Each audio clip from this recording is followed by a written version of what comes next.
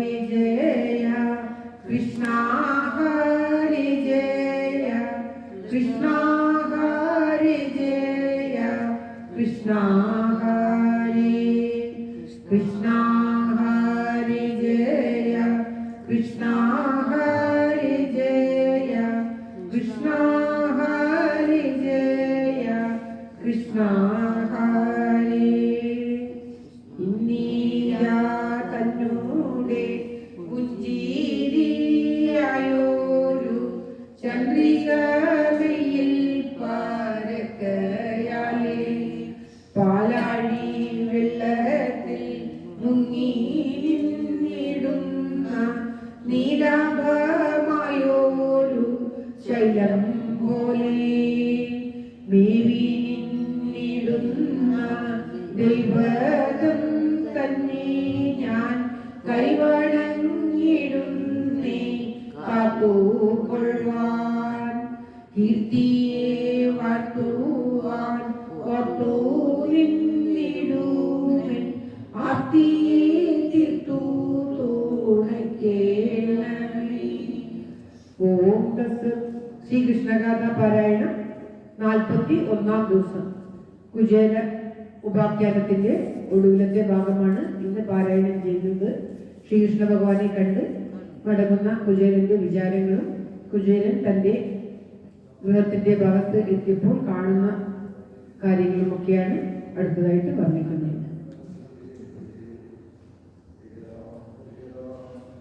ഓം ശ്രീകൃഷ്ണായ നമഃ. സൗലഭ്യമാണ്ടോരു തെന്നലെന്തിങ്ങനെ ചാരത്തു വിവാനി കാരണത്തിൽ എന്തിൻ കാരണമെന്നങ്ങു തന്നീലെ പിന്നെയും ചിന്തിച്ചു നിന്ന നേരം താവി നിന്നിടുന്ന പൂവുകൾ മേവുന്ന കാവുകൾ കാണായി നീലേ നീലേ മേലമീയൊന്നുള്ള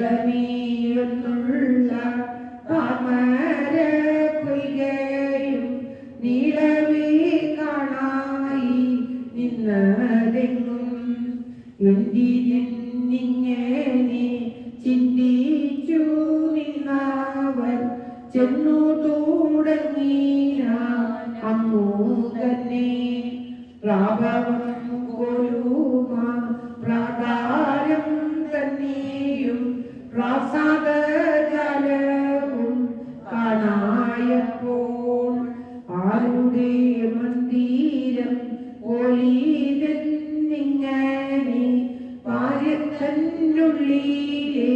നന്ദി നന്ദി ഗോപുരവാദിയകത്തു ഉക്കെങ്ങുമേ വ്യാപരിച്ചിടിനാൻ കണ്ണുകൊണ്ടേ ചൊൽക്കൊണ്ടു നിന്നുള്ള പൊൽക്കമ്പം കാണായി നിൽക്കുന്നതോരോരോ ദിക്കുതോറും യജ്ഞങ്ങൾ കൊണ്ടുള്ള വേദികൾ കാണായി മുത്തുകൾ കൊണ്ടു വിധാനങ്ങളും നീടുറ്റു നിന്നുള്ള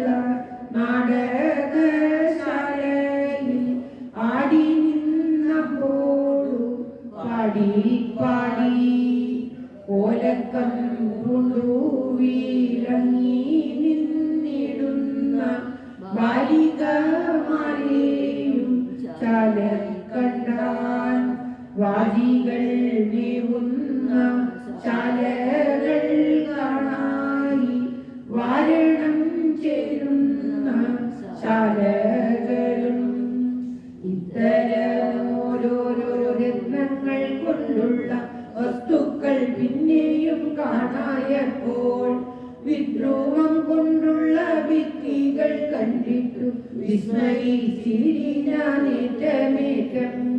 കൃഷ്ണ ഹരേ ജയ കൃഷ്ണ ഹരേ ജയ കൃഷ്ണ ഹരേ ജയ കൃഷ്ണ ഹരേ.